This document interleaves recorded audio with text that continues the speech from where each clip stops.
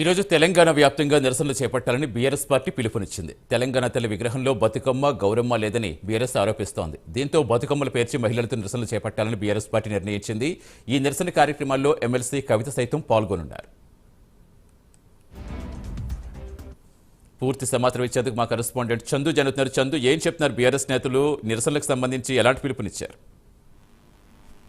సతీష్, రాష్ట్ర ప్రభుత్వం ఏర్పాటు చేసిన తెలంగాణ తల్లి విగ్రహానికి నిరసనగా ఈ రోజు బీఆర్ఎస్ శాంతియుత కార్యక్రమాలు నిర్వహించాలని డిసైడ్ చేసి నిన్న కేటీఆర్ మేడ్చల్ బహిరంగ సభలో ఆ దిశగా ప్రకటన చేశారు. ముఖ్యంగా నిన్న తెలంగాణ సచివాలయంలో అట్టహాసంగా ముఖ్యమంత్రి రేవంత్ రెడ్డి తెలంగాణ తల్లి విగ్రహాన్ని ఆవిష్కరించారు. ఆ విగ్రహంలో బతుకమ్మనైతే రూపంలో అయితే బతుకమ్మ లేదు. ఈ నేపథ్యంలోనే బీఆర్ఎస్ పార్టీ మండిపడుతుంది.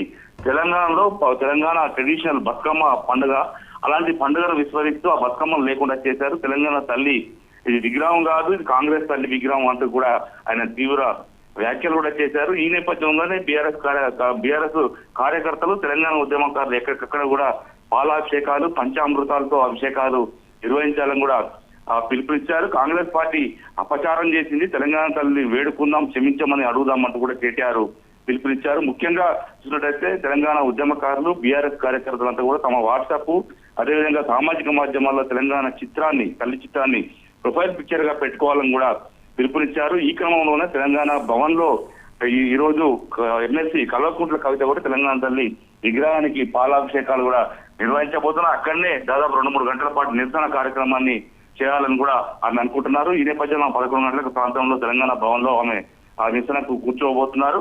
మొత్తంగా చూసినట్లయితే తెలంగాణ తల్లి విగ్రహాన్ని ప్రభుత్వం ఏర్పాటు చేయడం పట్ల బీఆర్ఎస్ పార్టీ మాత్రం తీవ్రంగా వ్యతిరేకిస్తుంది. ఖచ్చితంగా తాము అధికారంలోకి వస్తే మాత్రం ఇప్పుడున్న తెలంగాణ తల్లి విగ్రహాన్ని, అదేవిధంగా తెలంగాణ సచివాలయం ఎదురుగా ఉన్నటువంటి రాజీవ్ గాంధీ విగ్రహాన్ని, 2 విగ్రహాలను కూడా గాంధీ భవన్ కు పంపిస్తాం. ఖచ్చితంగా రాజీవ్ గాంధీ విగ్రహం స్థానే ఖచ్చితంగా తెలంగాణ తల్లి విగ్రహాన్ని ఏర్పాటు చేస్తాం, ఇది ఖాయం అంటూ కూడా నిన్న బహిరంగ సభలో, మేడ్చల్ బహిరంగ సభలో కేటీఆర్ చెప్పిన నేపథ్యంలో రాజకీయంగా తెలంగాణ తల్లి విగ్రహం మాత్రం వివాదాస్పదంగా మారుతోంది. ఇటు కాంగ్రెస్, బీఆర్ఎస్ నేతల మధ్య వివాదం అయితే ముదిరిపోతుంది. ఒకవైపు బీఆర్ఎస్ పార్టీ కూడా ఈ యొక్క తెలంగాణ తల్లి అంశాన్ని సెంటిమెంట్ గా వాడుకోవాలని చూస్తుంది.